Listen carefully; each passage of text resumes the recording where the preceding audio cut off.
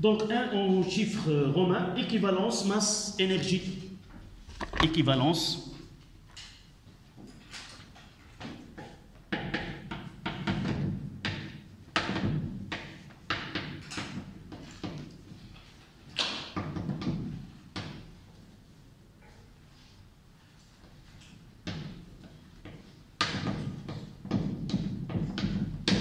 Équivalence, masse, énergie.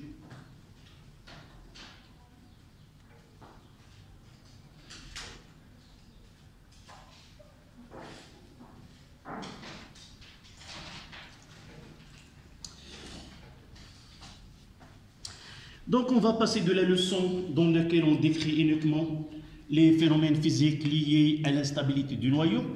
Et nous avons dit que l'instabilité du noyau provoque des réactions nucléaires où ce sont des intégrations qui sont spontanées et imprévisibles à l'échelle microscopique, mais à l'échelle macroscopique pour un échantillon donné, nous avons dit que ce phénomène-là suit ce qu'on appelle la loi de décroissance, la loi de la décroissance radioactive.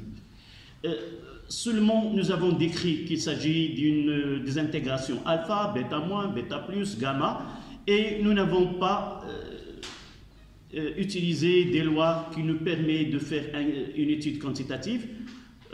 Vers la fin, nous avons étudié l'activité d'un échantillon radioactif et nous avons pu utiliser cette activité pour la datation et déterminer l'âge d'un échantillon qui est très ancien. Maintenant, on passe au côté le plus important de la physique nucléaire, ce sera la dernière leçon, c'est le noyau, la masse et l'énergie. En réalité, nous avons déjà parlé que l'instabilité du noyau, elle est régie par un excès d'énergie, une énergie supplémentaire, et le noyau essaie de libérer cette énergie afin de passer d'un état excité à un état désexcité ou un état stable ou s'approche de la stabilité. On va essayer d'étudier d'une façon quantitative ce phénomène-là, ce passage d'un noyau qui est excité vers un noyau qui est stable. Donc, on parlera de l'équivalence masse-énergie parce que ce principe-là, c'est la relation d'Einstein qui a permis à résoudre un énigme. L'énigme, on va le traiter dans le paragraphe 1a, ce qu'on appelle le défaut de masse. Le défaut de masse.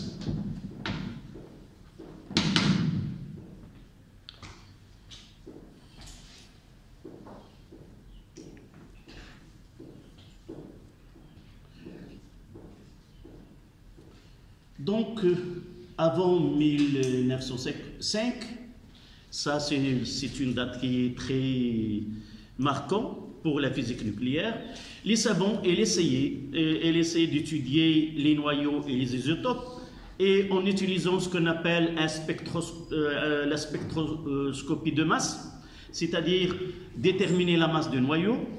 Une fois qu'on détermine la masse de noyau, et de comparer la masse d'un noyau d'un nucléide donné avec les constituants de ce noyau.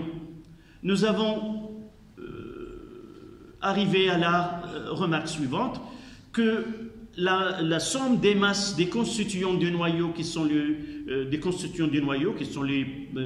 protons et les neutrons n'est plus égale à la masse du noyau C'est-à-dire, si j'ai, on va prendre un exemple pour le noyau d'hélium qui contient 2 protons et 2 neutrons, la masse du noyau elle est plus petite qu'à la masse de ces 4 constituants. Donc, il y a un défaut de masse entre le noyau et ses constituants. Évidemment, on doit répondre à cette question-là. D'accord? On note. On a constaté en mesurant les masses des noyaux atomiques, en mesurant les masses des noyaux atomiques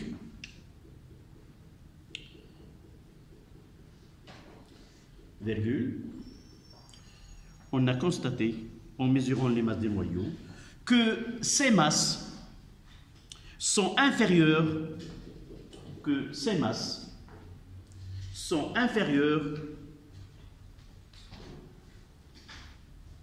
à la somme des masses des nucléons qui les constituent.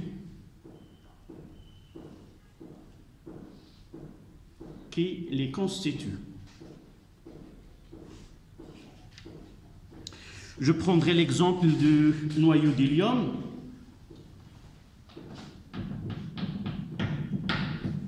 He4,2.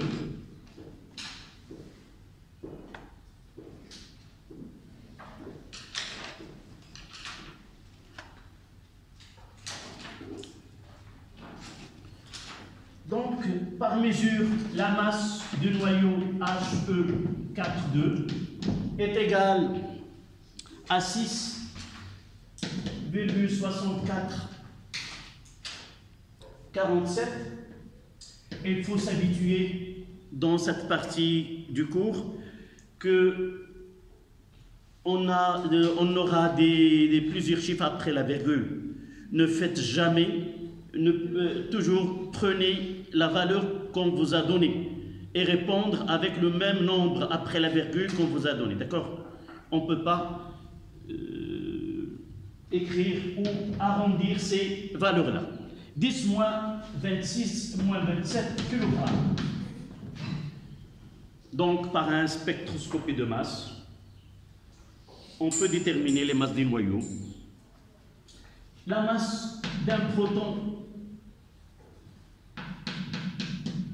est égale à 1,26,5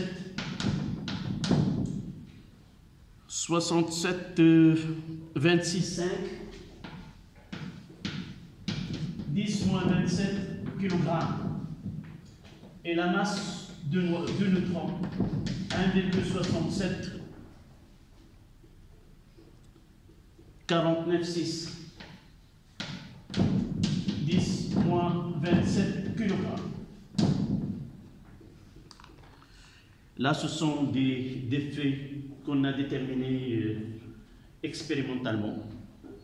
Donc, si on fait somme des nucléons est égale, le noyau, il contient combien? 2 protons, donc 2 MP, et 4 moins 2, ça donne 2, donc 2 neutrons, plus 2 M, 2 neutrons. Et c'est égal, on fait le calcul 1,67, 26, 5, 10 moins 27, plus 2 fois 1, 67, 49, 6, 10 moins 27. Et ça donne une valeur.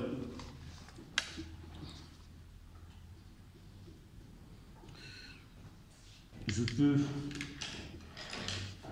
pouvez faire plus vite que moi. 1,67 26 5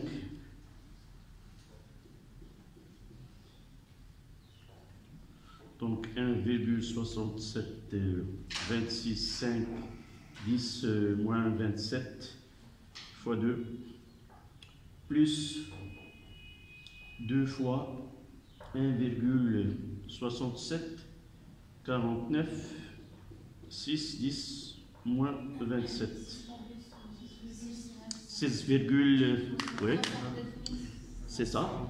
Donc donne-moi, c'est 6,69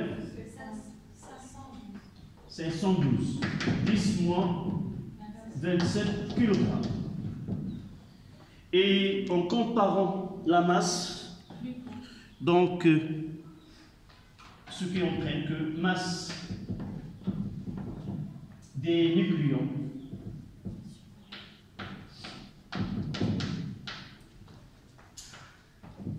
est supérieure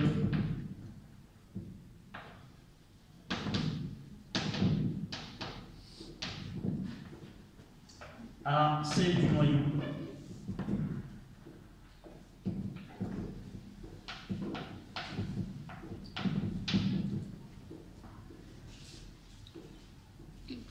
Et si nous calculons ces delta de M, delta de M est égal à 5,05 10 moins 29 kg. Voilà.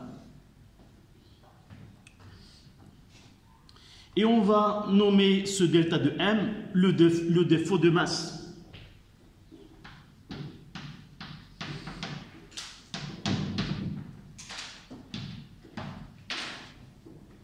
De He42.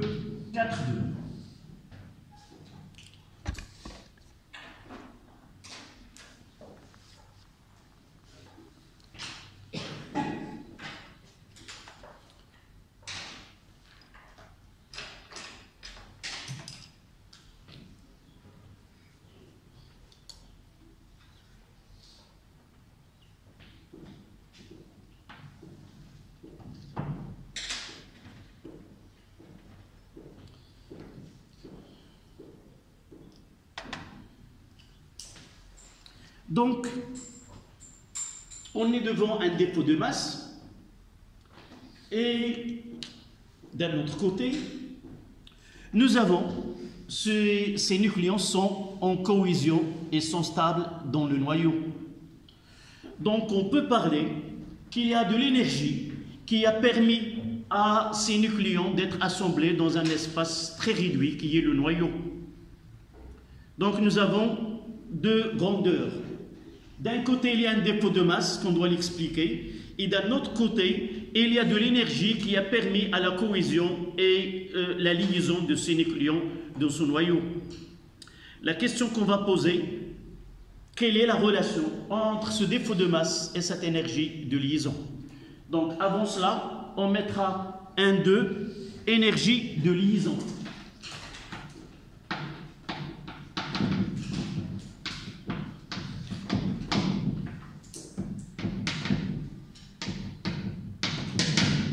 Énergie de liaison, on la note EL. E, ça veut dire énergie, et L, ça veut dire liaison.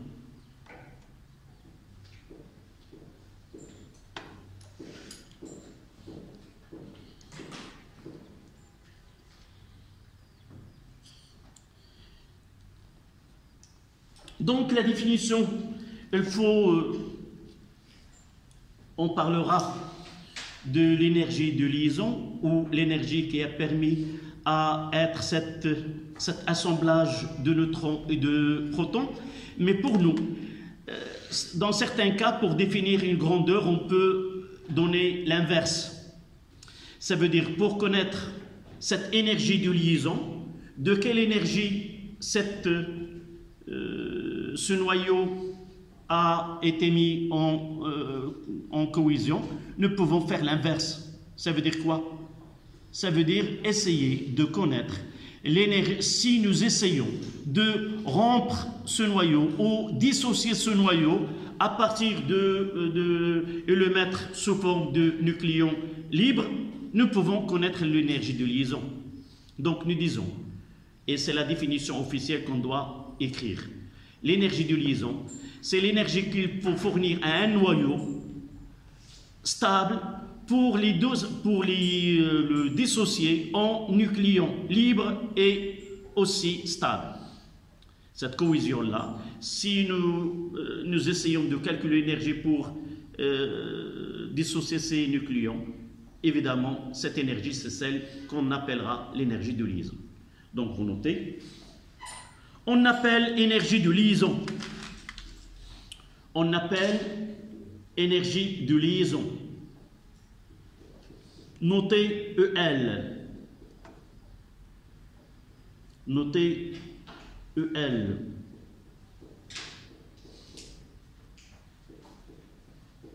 D'un noyau, on appelle énergie de liaison, notez EL d'un noyau. l'énergie que le milieu extérieur, l'énergie que le milieu extérieur doit fournir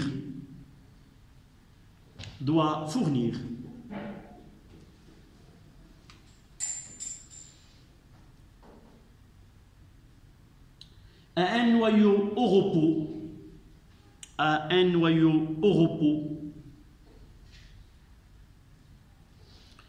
pour le dissocier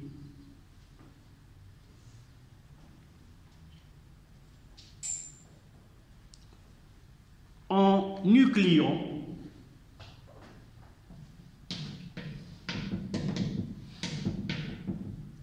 séparés et au repos. Séparés et au repos.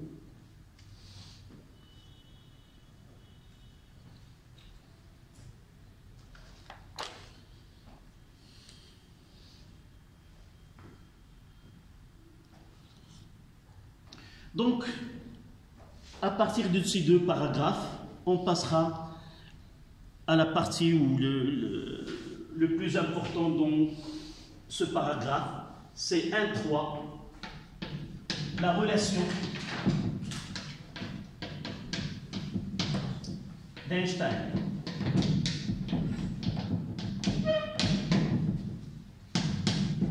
La relation d'Einstein.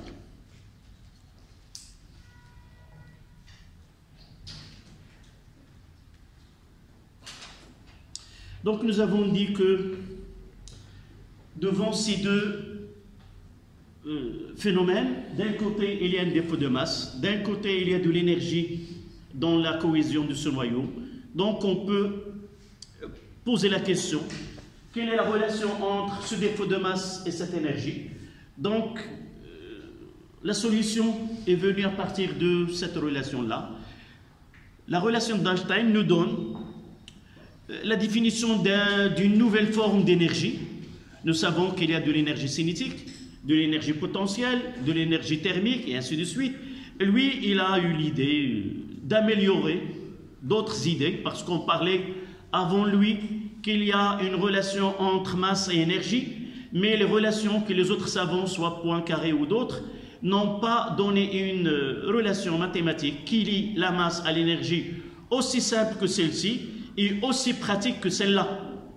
Donc même si avant 1965, c'est cette date que Einstein il a proposé 5 feuilles de recherche, il avait 26 ans.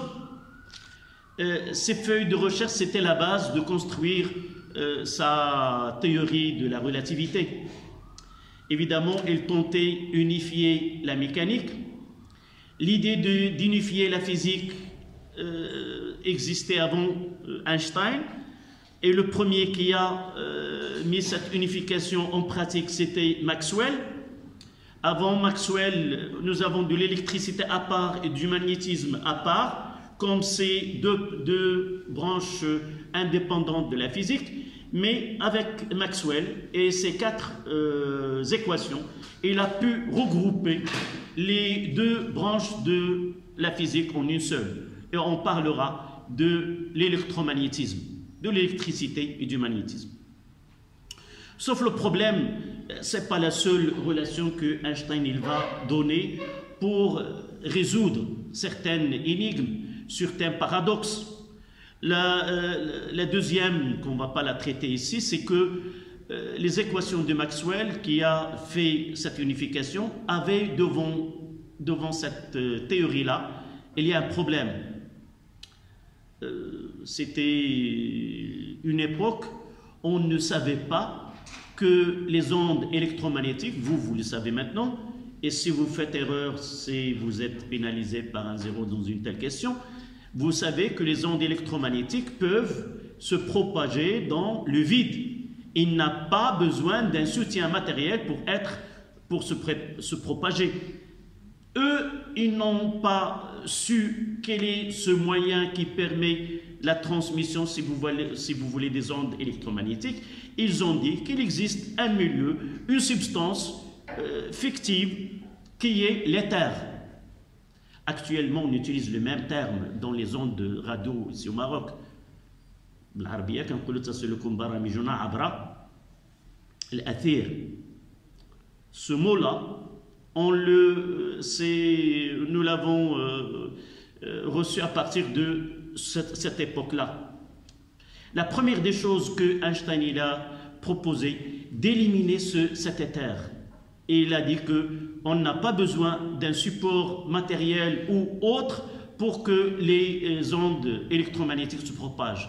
Et il a donné que toutes les ondes ne peuvent pas dépasser une vitesse limite qui est la vitesse C, 3, 10 à la puissance 8. C'était comme base parmi ces feuilles de recherche qu'il a proposé Einstein. Et aussi, il a donné le phénomène de photoélectrique qui a permis de dire que la lumière, elle a un autre aspect que l'aspect ondulatoire, elle a un aspect corpusculaire. On parlera vers la fin du programme. Revenons à notre relation. Donc, qu'est-ce qu'il a dit? Il a dit tout corps matériel qui a une masse, avec sa masse, elle a une énergie qu'on appelle énergie de masse, uniquement de sa masse. Si je parle de cette craie, avec uniquement sa masse-là, elle peut être équivalente à une énergie par une relation qui, est égale à mc carré.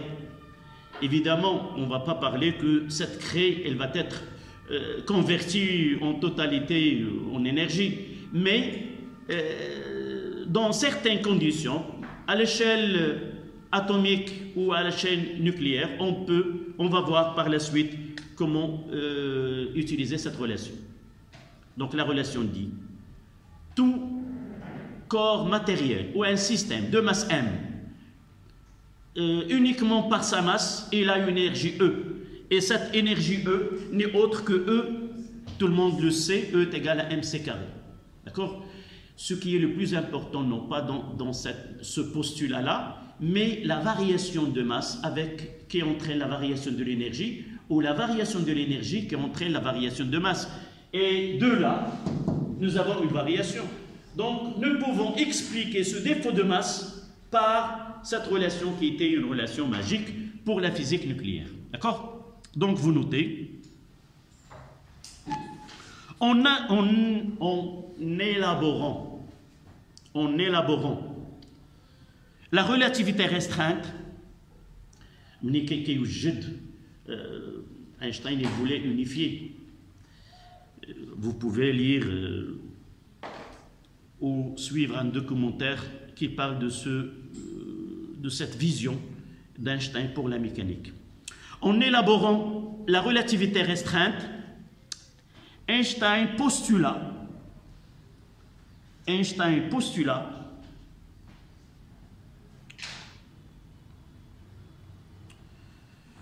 que la masse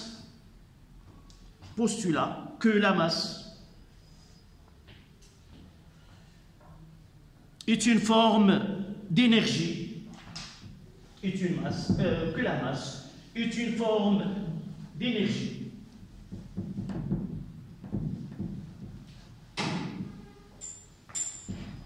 ou d'une autre manière que l'énergie est proportionnelle à la masse. E est égal à F fois C carré. Là, c'est une constante, donc l'énergie et la masse sont proportionnelles. Cette énergie-là est nommée énergie de masse. Mais pour un système qui est au repos, vous pouvez trouver une relation générale. Si le système il est en mouvement, dans ce cas-là, on aura plus une partie que nous n'avons pas besoin pour notre programme. Pourquoi? Parce qu'on traite des noyaux qu'on suppose qu'ils sont immobiles. Donc, énergie de masse, la masse du système ou du corps étudié, son unité c'est le kilogramme, là l'unité est le joule dans le système international, et C c'est la vitesse de la lumière dans le vide, ou célérité de la lumière dans le vide.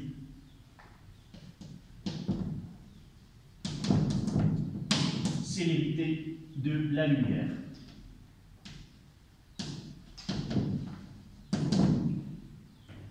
Et qu'on prendra qui est 3 10 à la puissance 8 mètres seconde moins 1. Et si vous faites le carré, vous allez trouver quel coefficient de 9 10 à la puissance 16. C'est de là, on peut lire que c'est une énergie qui est énorme. On va voir. Là, c'était en 1905. En 1945, on a pu mettre cette relation en exercice et construire des bombes atomiques qui ont été lâchées sur Hiroshima et Nagasaki. 40 ans pour rendre cette relation-là pratique et affreuse aussi, qui a laissé plusieurs morts.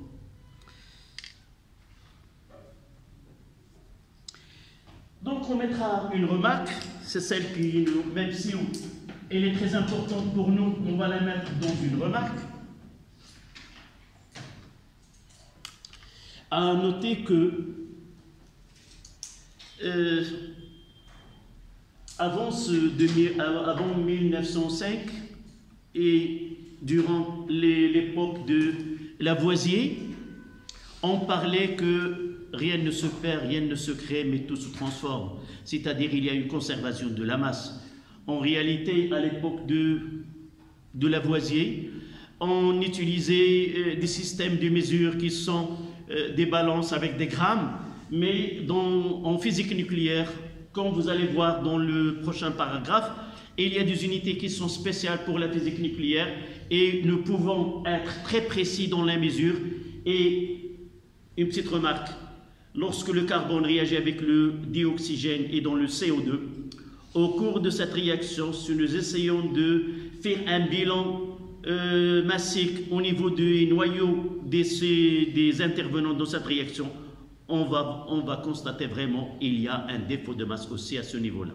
Mais comparant à ce qui se produit à l'échelle macroscopique avec ce qui se produit à l'échelle microscopique, on peut négliger cette variation de masse à l'échelle microscopique de point de vue du côté du noyau. D'accord? Mais chaque étude est là son domaine d'application. Donc cette remarque, c'est quoi? Pour passer, j'ai exprès parlé de défaut de masse, de l'énergie de liaison, et nous nous trouvons dans un impasse, et 1,3, elle va nous donner le chemin vers la solution. Donc là, pour avoir ce delta de M, on parlera, à partir de là, toute variation de l'énergie, lorsque je mettrai delta, toute variation de l'énergie entraîne une variation de masse et vice-versa. C'est-à-dire, si un système donné, on lui communique de l'énergie, automatiquement, sa masse, elle doit augmenter. Et inversement, si la masse d'un système diminue, automatiquement, il y a de l'énergie qui se dégage. Donc de là, n'oublions pas la convention du signe. Lorsqu'une variation est positive, ça veut dire que le système gagne de l'énergie. Si la variation elle est négative, le système il perd de l'énergie. De la même façon, si delta de n est négatif, ça veut dire que le système perd de la masse. Et en perdant de la masse, il va perdre de l'énergie. Et on va expliquer tout à l'heure que cette relation elle est en concordance avec ce que nous avons dit à propos des intégrations alpha, bêta, gamma et ainsi de suite. D'accord? Donc vous notez, remarque, delta de E est égal à delta de M fois C carré. C'est delta de E positif est équivalent à delta de M qui est positif. Nous ne laissons pas uniquement les mathématiques, mais on écrit une phrase. Donnez-moi une phrase qui donnera le même sens à cette écriture. Si un système, là c'est supérieur à 0, supérieur à 0, ça veut dire que l'énergie finale est supérieure à l'énergie initiale. delta c'est final moins initial, ça veut dire si un système gagne de l'énergie, sa masse augmente. Donc si un système en gagnant de l'énergie,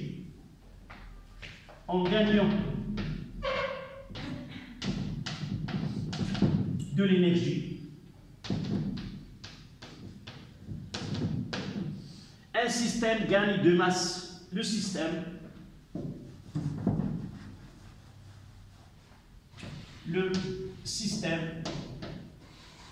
gagne de la masse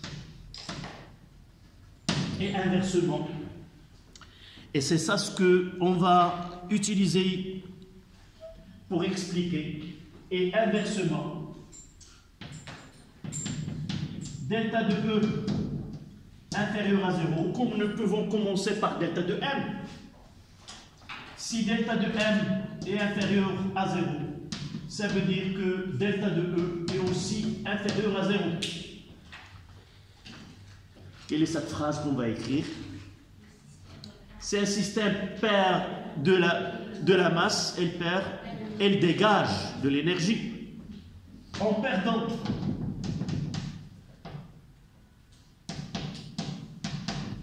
de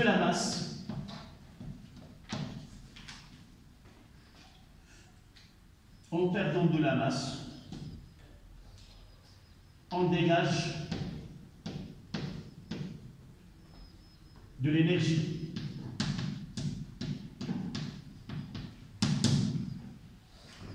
D'une autre manière, s'il y a une perte de masse, ce que cette masse elle est perdue sous forme de l'énergie. Et si un système emmagasine de l'énergie, cette énergie-là, elle va être emmagasinée, si vous voulez, sous forme de masse. D'accord? Donc,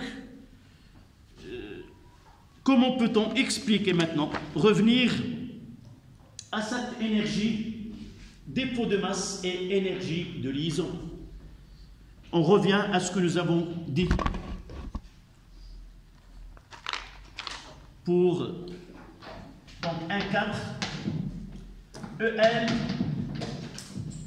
énergie de liaison et dépôt de masse.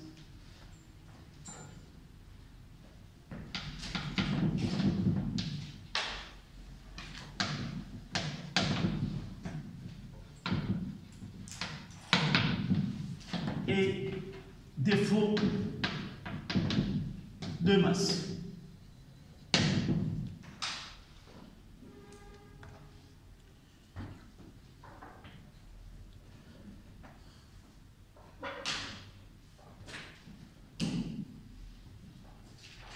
Donc, on a maintenant l'accès à l'explication de ce défaut de masse et nous pouvons dire qu'en réalité, ce défaut de masse, elle est emmagasinée dans le noyau sous forme d'une énergie. Et cette énergie n'est autre que l'énergie de liaison. Si nous voulons déterminer cette énergie de liaison, il suffit d'appliquer cette relation.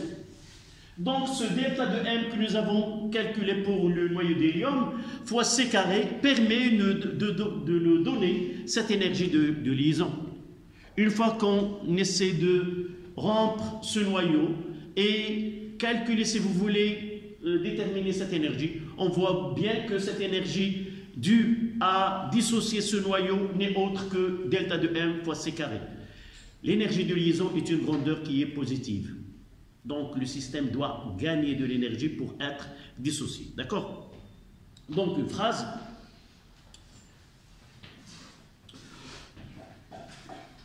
En comparant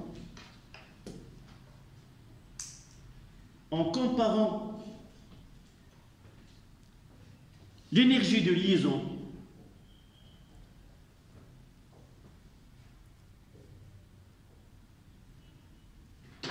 et l'énergie équivalente au défaut de masse du noyau, en comparant l'énergie de liaison du noyau et le défaut de masse et l'énergie équivalente au défaut de masse,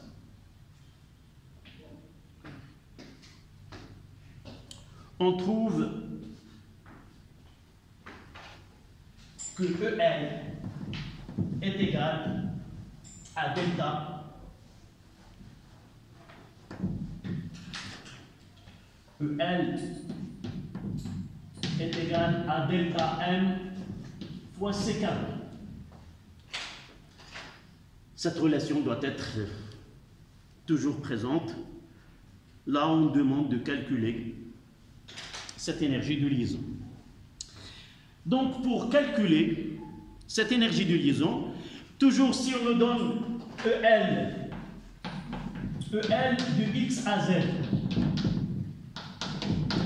pour la calculer, il faut s'habituer à toujours le calcul de l'énergie doit être à partir d'une équation. Donc, quelle est la définition de l'énergie de liaison? Si je veux cette définition, la modéliser par une équation. Donnez-moi la définition de EL. C'est l'énergie qu'on doit fournir au système pour dissocier ce noyau en ses nucléons. Comment je dois écrire une équation? Donc je dois partir d'un noyau X à Z. Et là, ça sera EL. J'aurai quoi? Combien de protons? C'est Z protons plus A moins Z neutrons. Voilà l'équation qui schématise, si vous voulez, à partir de laquelle je peux déterminer l'énergie de liaison. Donc, on applique delta de MC carré, ça sera quoi? EL. Donc, final, ce sont les produits, moins le delta de M, c'est la masse des produits moins la masse des réactifs, entre guillemets. Donc, ça sera Z fois NP plus A moins Z fois M, N moins M de X à Z. Toujours la masse du noyau, il est donné. On donne, comme nous avons vu tout à l'heure, on donne la masse de protons, la masse de neutrons et la masse du noyau. Si nous utilisons EL de HE42, ça sera combien? C'est 5,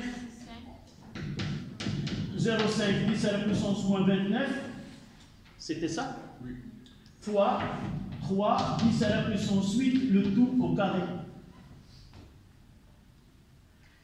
Et ça donne combien? C'est 4,400. Je vais écrire celle qui est devant moi et corriger si c'est pas. Si vous utilisez une calculatrice, c'est 4,545 fois 10 à la puissance moins 12.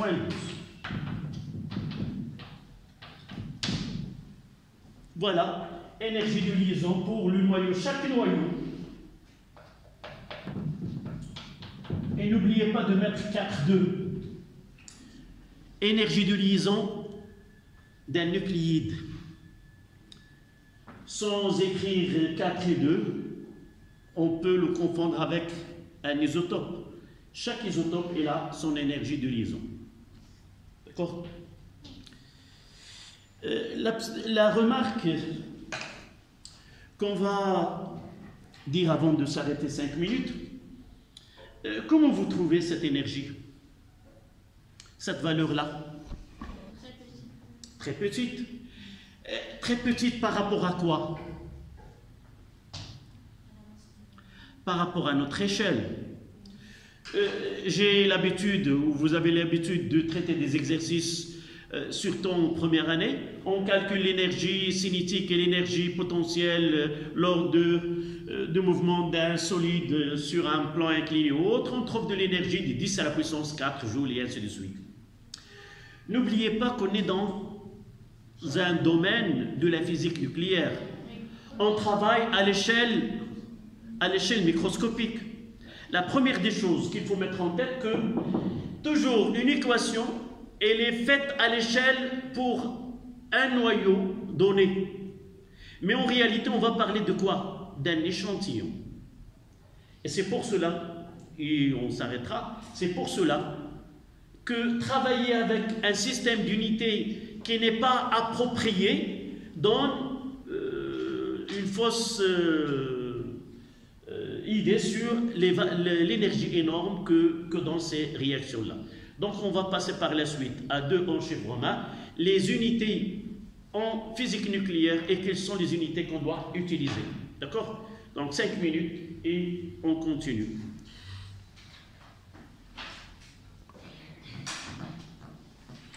Un 5, énergie de liaison par nucléon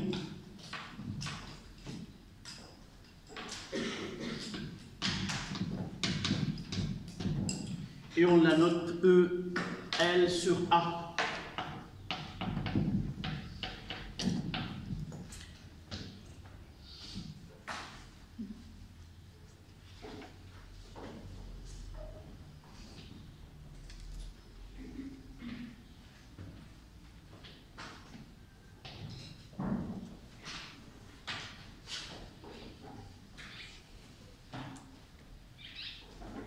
Donc, on est passé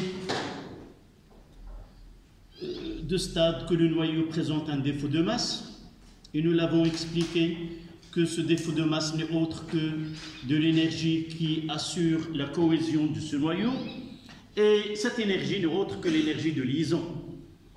Lorsqu'on parle de l'énergie de liaison, qu'est-ce que vous entendez par cette énergie-là?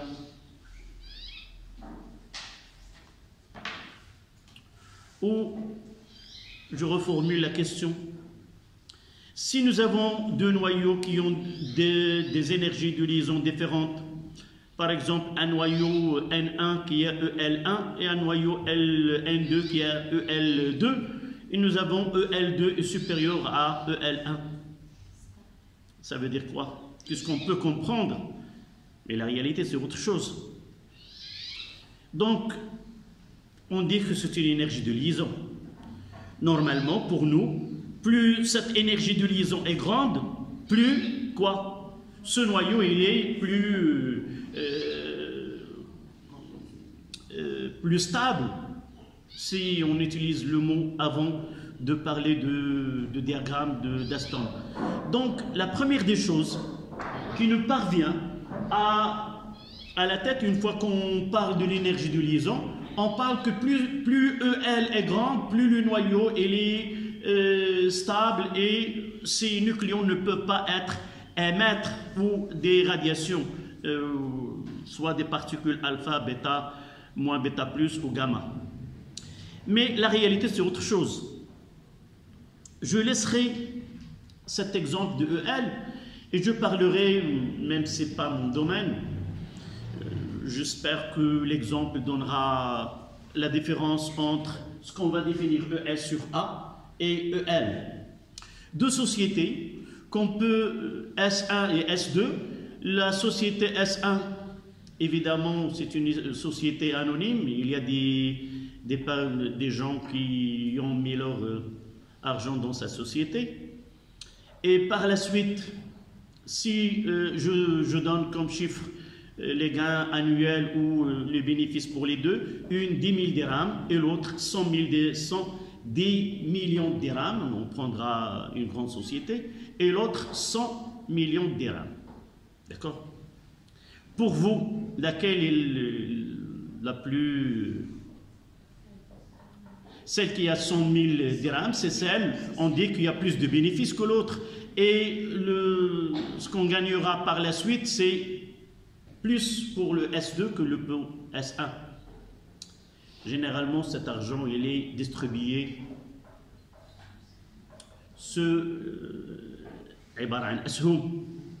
il y a des gens qui ont mis leur argent et qui l'ont dans une bourse. Donc, si la première société S1 qui a 10 000 dirhams n'a que 10 000 participants et l'autre 100 000 ou 1 million de personnes, le gain ou la contribution qu'aura chacun des participants dans les 2 sociétés, ça sera plus petit pour celle qui a 100 millions de dirhams que pour 10 millions de dirhams. C'est la même chose. Nous avons un noyau et là un EL. Cette énergie qui participe dans cette cohésion du noyau, ce sont les nucléons. Évidemment, EL, plus le nombre de nucléons est grand, plus cette EL elle est grande aussi, d'après l'expression de EL. Mais nous avons déjà dit que plus le noyau est grand, plus cette force, les forces faibles aura du mal à faire la cohésion et par la suite donner ces désintégrations. Donc pour donner le vrai visage de la stabilité, il faut parler de participation de chaque nucléon dans cette stabilité. Si nous avons EL à partir de 10 nucléons, donc on parlera de EL sur 10. Et pour un autre noyau qui a 100, on parlera de EL sur 100. Et là, ce calcul de EL sur A nous donne cette participation de chaque nucléon dans la stabilité.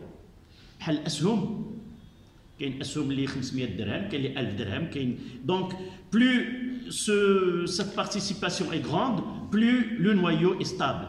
Donc, pour nous, pour comparer deux noyaux stables, il suffit de calculer l'énergie de liaison par nucléon. Plus elle est grande, plus le noyau est stable aussi. D'accord? Voilà cette confusion dans EL qui peut nous laisser comprendre que plus EL est grande, plus le noyau est stable. En réalité, ce n'est pas une grandeur qui donne cette comparaison, mais EL sur. Donc vous notez, l'énergie de liaison par nucléon,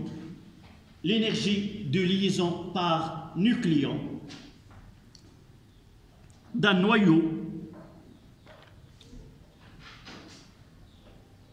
est la grandeur EL sur A,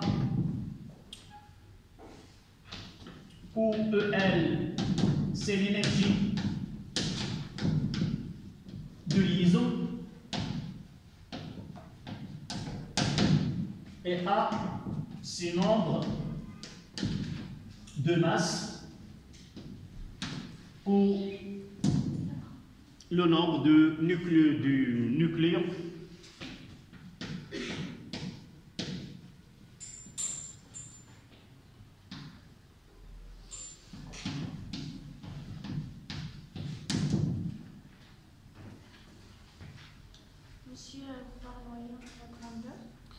Qui est EL sur A, où EL c'est l'énergie de liaison et A c'est le nombre de masse ou le nombre des nucléons.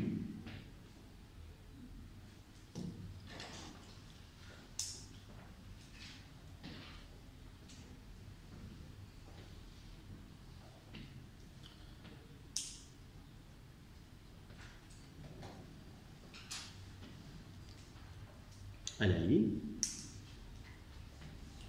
EL sur A nous permet, EL sur A nous permet de comparer la stabilité des noyaux.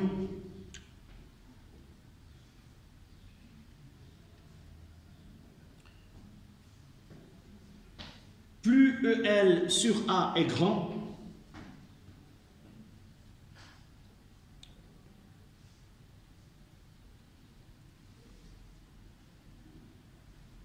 plus EL sur A est grand, plus le noyau est stable.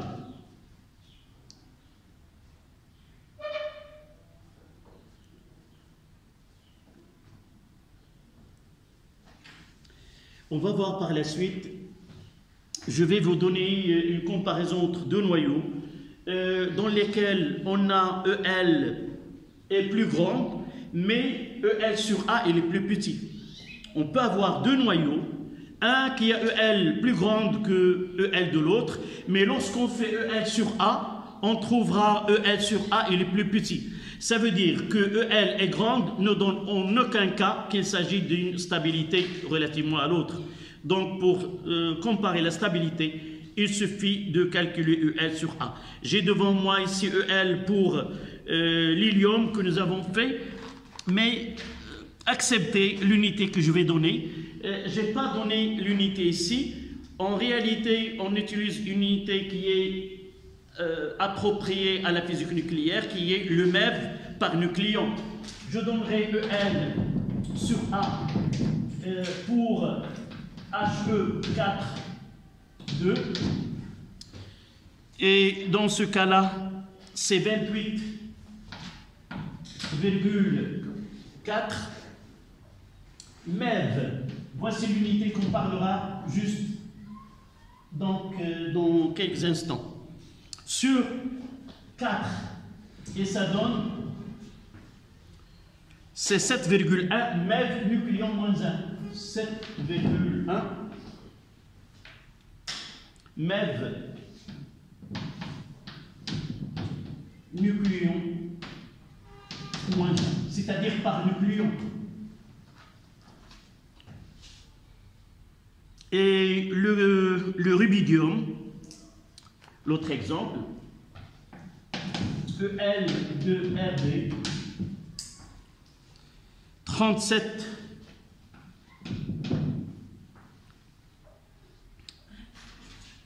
89 sur A est égal, vous allez voir que c'est 771 MeV sur 85.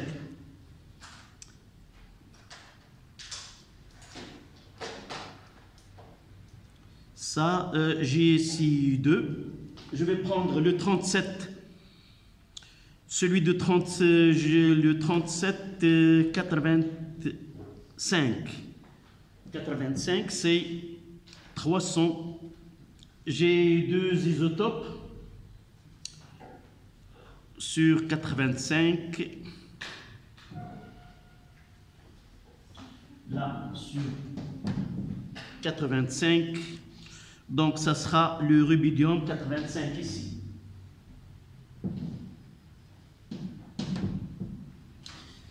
Et celui-là, ça donne 8,7. Combien? 9,700. Pour le rubidium 85, c'est 739. 739. Je reprends. C'est 739. Voilà. Et l'autre EL de l'autre isotope, c'est 8,9 37 sur A est égal 777 MeV sur 8,9. Et ça donne combien? La MeV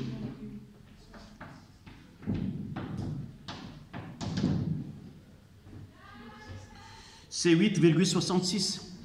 8,66.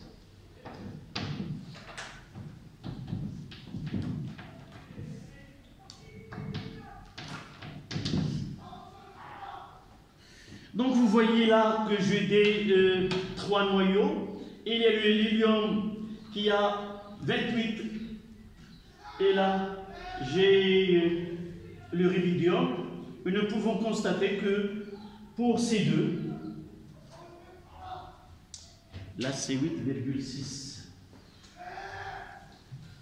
8,6. Et nous voyons que celui-ci est le plus stable. RB 8,937 est moins stable parce qu'à 8,6 et la 8,7 moins stable que RB 8537, le rubidium.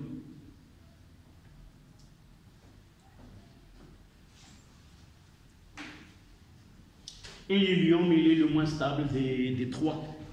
Il n'a que 7,1. D'accord? Vous voyez que dans cet exemple, j'ai utilisé des unités que vous n'avez pas l'habitude de les trouver. Tout à l'heure, lorsque nous avons calculé l'énergie de liaison du noyau d'hélium, nous avons trouvé une valeur 10 à la puissance moins 11. Donc, le système d'unités, c'est primordial. Lorsqu'on travaille dans un domaine, on doit avoir des unités qui sont appropriées. Généralement, par exemple, pour un bijoutier, ils vont et achètent de l'or. L'unité avec laquelle il travaille, c'est pas le kilogramme, c'est pas un épicier. Un épicier, on peut demander 2 kilos de sucre, 2 kilos de farine, et ainsi de suite. Donc l'unité pour nous, face à l'épicier, c'est le kilogramme. Je ne vais pas passer à un épicier et lui demander des grammes d'une matière, c'est rare. Donc, chaque domaine, il a un système d'unités qui sont appropriés. Pour une société qui apporte du blé ou des produits, la quantité avec laquelle il traite, ce sont des tonnes ou des quintals.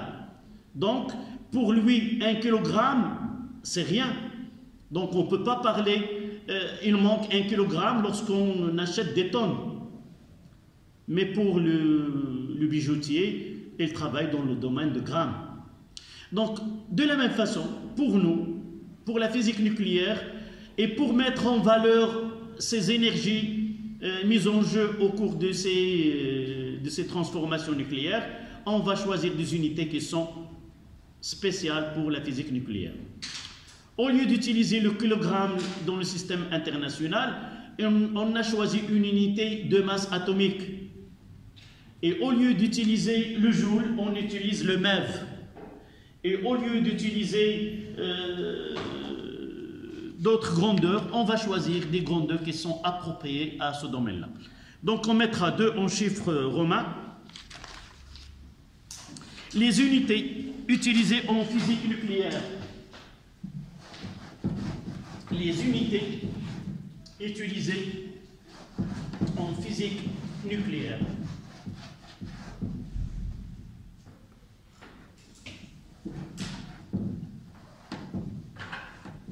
C'était 2 en chiffres romains.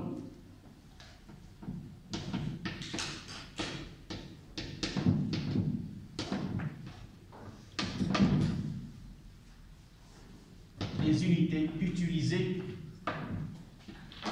en physique nucléaire.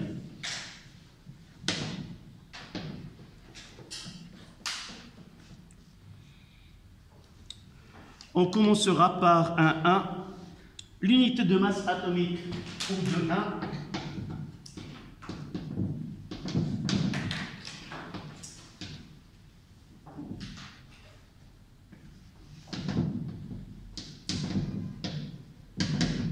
Le E.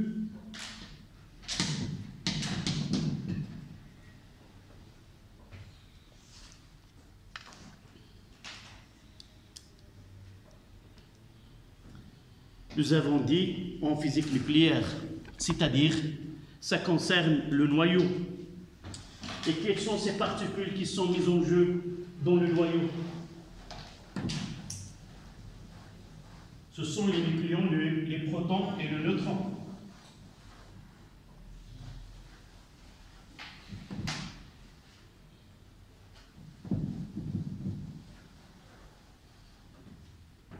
L'histoire de ce choix, elle a passé par plusieurs étapes. On a pensé à prendre un élément ou un nucléide comme référence dans ce calcul. Au début, en réalité, les chimistes, avant d'unifier leur unité, les chimistes utilisent une unité différente de celle des physiciens. Et dans une conférence qui a regroupé les physiciens et les chimistes, ils se sont mis d'accord sur une unité qui va être appliquée soit en physique, soit en chimie. Ils ont choisi comme nucléide au début l'oxygène 16,8. Et du fait que les isotopes de l'oxygène 8 sont nombreux et ne sont pas stables, et le pourcentage d'oxygène 16,8 est inférieur à celui d'un autre élément qu'on va choisir, qui est le carbone 12. La première des choses, carbone 12, il y a 6 protons et 6 neutrons. On va essayer de choisir une unité qui est ni proton ni neutron, une valeur moyenne entre les deux. Donc c'est quoi? Cette masse atomique, c'est la masse du noyau de carbone 12 divisé par 12. C'est comme on fait la moyenne d'un semestre. J'ai 3 devoirs divisé par 3 et voici la moyenne. Donc de là, l'idée c'est ce U n'est autre que la masse du noyau divisé par 12. Et on va essayer de trouver ce U et sa relation avec le kilogramme que nous avons déjà utilisé. Donc vous notez. On définit l'unité U comme étant, on définit l'unité U comme étant le 1/12e de la masse du noyau du carbone 12, du noyau de carbone 12. Carbone 12, on définit l'unité U comme étant le 1/12e, 1 sur 12. Mademoiselle, tu m'écoutes? Ça y est, tu as terminé. Au lieu de prendre la définition, je le D'accord. Donc le 1/12e de la masse du carbone 12. Donc on mettra 1 U est égal à M du carbone 12, 6 sur 12. Devient ce 12. C'est A de ce noyau pris comme référence. Avant, lorsque nous avons choisi oxygène 16,8, on mettait un U, c'était M, O 16,8 sur 16. D'accord? Donc, pourquoi nous l'avons choisi? Parce que le carbone 12, il est le plus stable et le pourcentage ou l'abondance de carbone 12 dans l'élément carbone, elle est très grande. Et par la suite, la présence d'autres isotopes dans l'élément carbone n'affecte pas cette masse-là. D'accord? Si nous prenons la masse du carbone 12, c'est 12, il y a 3 chiffres, 3 zéros, si nous voulons de précision, fois 10 à la puissance moins 3 kg.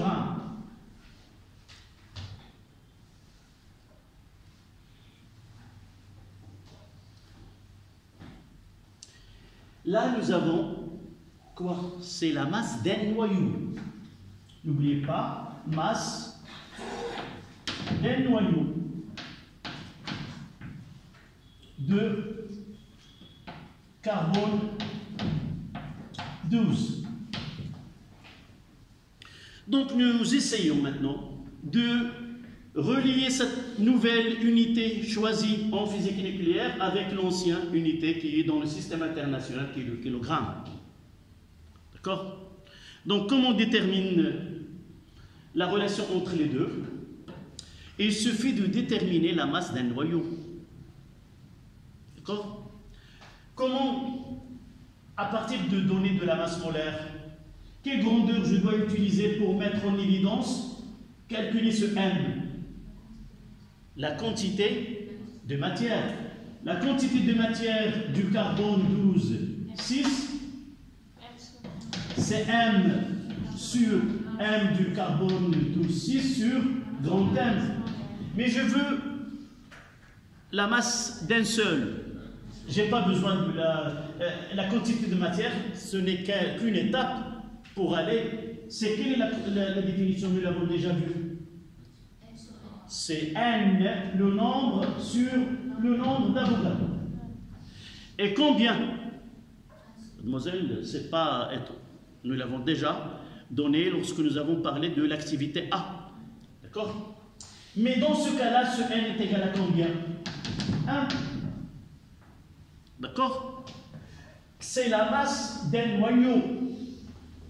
Donc, pour avoir la masse, là, c'est, lorsque j'ai fait cette écriture avec n, c'est la masse de quoi? D'un échantillon donné, qui contient un nombre donné de noyaux. Mais là, je veux la masse d'un seul noyau. Donc, je donnerai à n est égal à 1. Et par la suite, ce m du carbone 12, 6, est égal à la masse molaire divisée par Na. Et je reviens à la relation là, et je trouverai que 1U est égal à M sur Na fois 1 sur 12. Et M n'est autre que 12. Donc j'aurai ce 1U est égal à 1 sur Na, le nombre d'Avogadro. Et le nombre d'Avogadro, c'est 6,02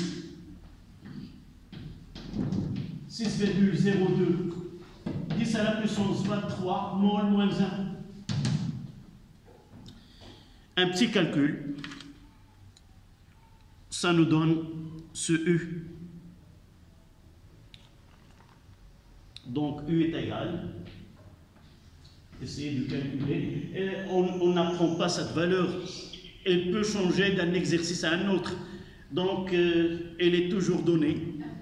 Avec ces calculs-là, c'est 1,66 après 6, 1, c'est ça, 1 fois 10 à la puissance moins 24, quoi. Une chose là, je dois utiliser M ici, ça sera en quelle unité? Quelle M j'ai utilisé combien? Je vais mettre, c'est 12. 12 combien? Donc c'était en grammes. Donc je dois ajouter, là ça sera en grammes. Non, je n'ai pas mis ici, j'ai simplifié par 12.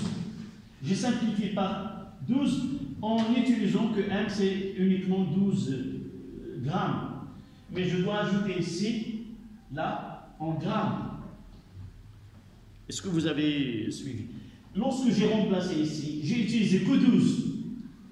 12 sur 10 moins 3, c'est le gramme.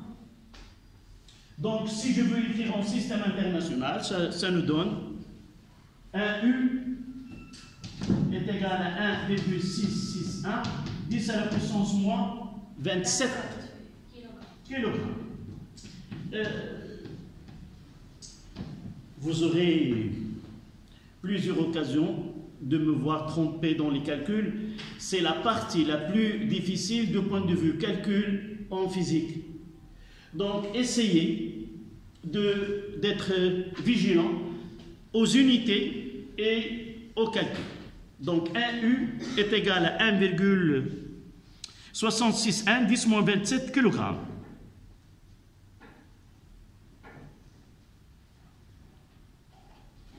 Et nous avons plusieurs occasions de nous demander de calculer, de travailler dans le système international et de travailler dans les unités pratiques en physique nucléaire. Autre unité qu'on va utiliser pour la masse, en se basant sur l'équation de Einstein. Donc, là, c'était le U. Là, on va le MEV, C-2 comme unité de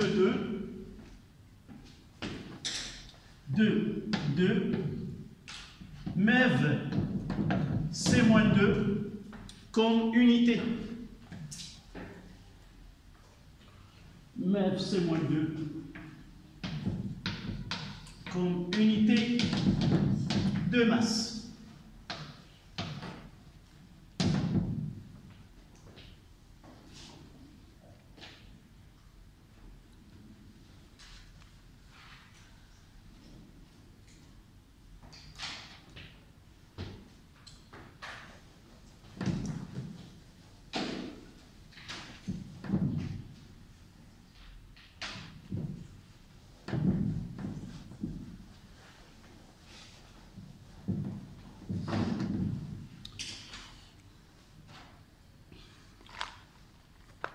On fait partir d'abord de qu'est-ce que ça veut dire un mètre.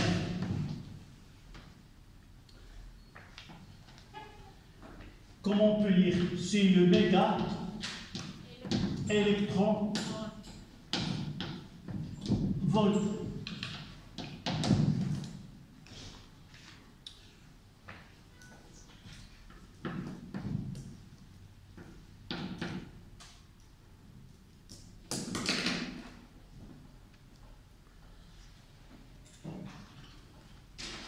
Méga, ça veut dire 10 moins 6.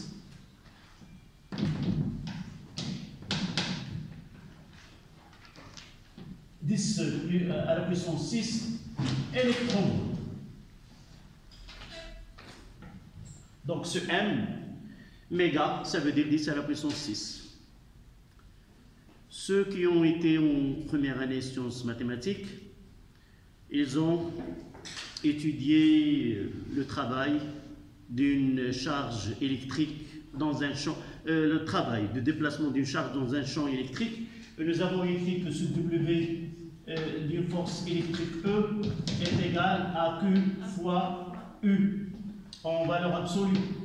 Et dans ce cas-là, si nous prenons la charge en E, donc E fois V, ça donne quoi?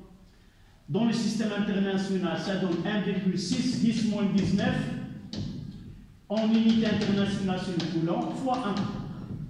Donc un électron, un MeV, la première des choses, le travail, c'est son unité, c'est le joule. Donc on mettra un MeV est égal à 10 à la puissance 6 fois 1,6, 10 moins 19, le tout, ça sera en joule, est égal à 1,6, 10 à la puissance moins 13 joules.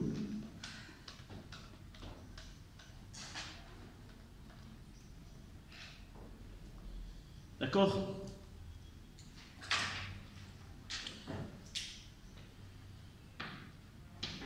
Le MEV, c'est moins 2.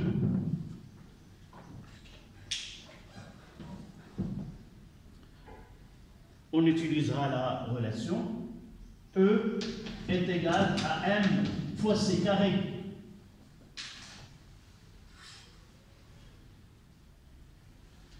Puisque, d'après le postulat d'Einstein, la masse elle a un équivalent énergétique, et par la suite, on peut exprimer la masse par unité. Ça, en MEV, et là, c'est, on va définir la relation en MEV, c'est moins 2. Donc, ce qui donne M est égal à E sur C carré. D'accord?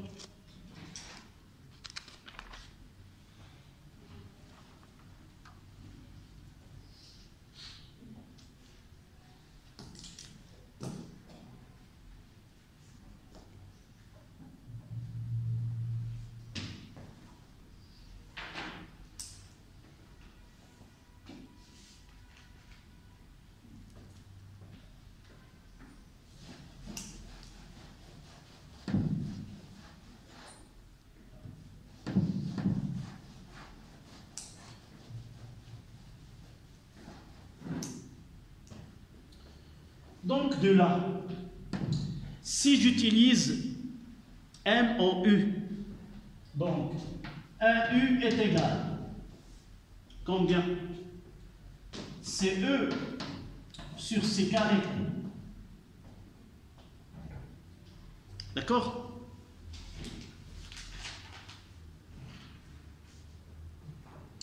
Et 1U, nous l'avons déjà. 1U est égal à 1,662, 10 à la puissance moins 27 kg.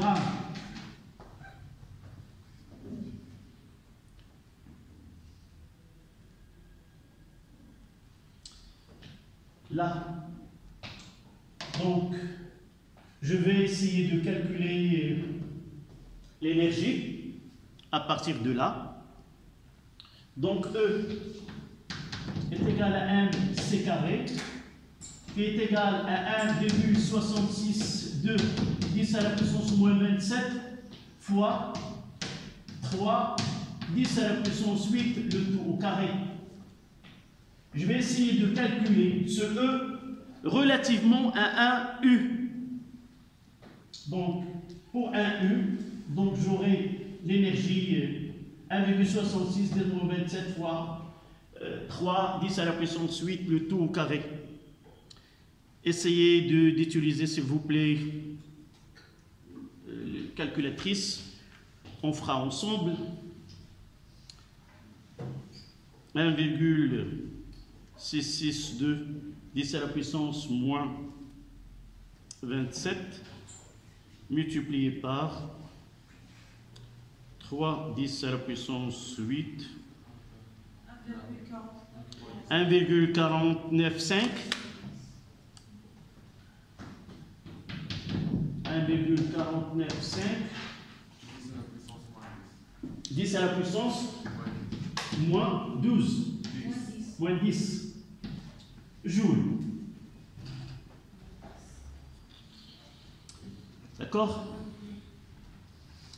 On va convertir ce E en MeV.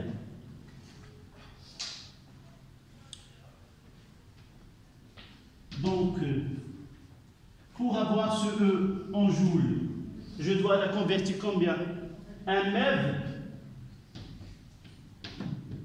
est équivalent à 1,6 10 à la puissance moins 13 joules. Combien j'aurai pour 1,495 10 à la puissance moins 10?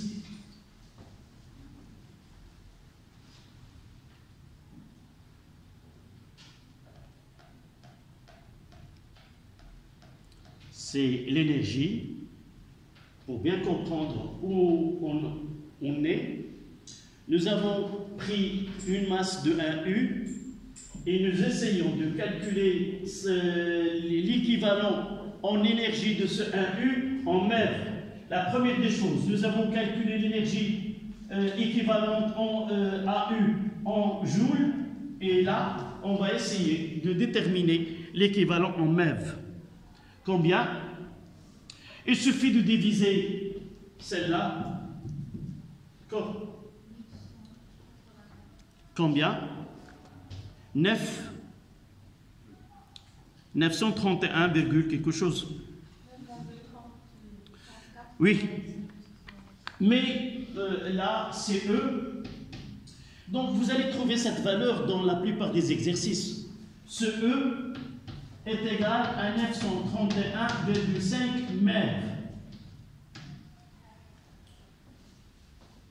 On va prendre cette valeur qu'on va trouver dans les exercices. Vous n'allez pas trouver 931 parce que nous n'avons pas pris les valeurs telles qu'elles sont. Mais c'est de cette manière qu'on calcule l'équivalent de 1U. Donc, je veux déterminer finalement ce 1U est quoi?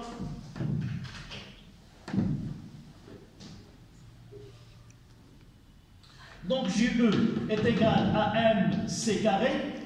Je reviens à la relation mère. Et GM est égal à E sur C carré. Combien M? Un U est égal à quoi? Combien E? 931,5 MeV. Et je laisserai sur V carré, sur C carré. Et je noterai en définitive que 1U est égal à 933,5 MeV fois C-2. Pourquoi? Si j'exprime mes masses en unité MeV, C-2, on calcule l'énergie. Ce C, on le trouve toujours. C au carré fois C-2, ça donne 1. Et ça facilite les calculs pour les énergies dans une transformation nucléaire. On ne vous demande pas, chaque fois que je fais un petit calcul mathématique, on ne vous demande jamais d'établir cette relation. Donc, une chose qui est importante, si je n'ai pas cette relation dans les données, n'apprenez pas cette relation. Et vous n'avez pas le droit d'utiliser dans un exercice où il ne constitue pas les données de cet exercice. D'accord? Ça, c'est très important. Donc, voilà les unités qu'on utilise. On utilise le U, on utilise le kilogramme et on utilise le mètre C-2 comme unité de masse. Donc, combien il nous reste? 5 minutes. Une chose qu'on va discuter dans ce qui nous reste, c'est rare que je vous libère avant. Ça y est, c'est... D'accord. Donc, c'est... كنشكركم دائما انكم كتحملوني كنشدكم واخا كيضربوا الجرس كتبقاو ساكتين. وان كان من الاشياء اللي كيتقرا كيقول لك من الاشياء اللي صعيبه على التلميذ هو ان الاستاذ كيبقى شاد ومن بعد يضرب الجرس ما كيحمل شيء. وان كان انا متيقن بانكم هذا النهار غادي نساليو بكري دابا نتوقفوا. شكرا.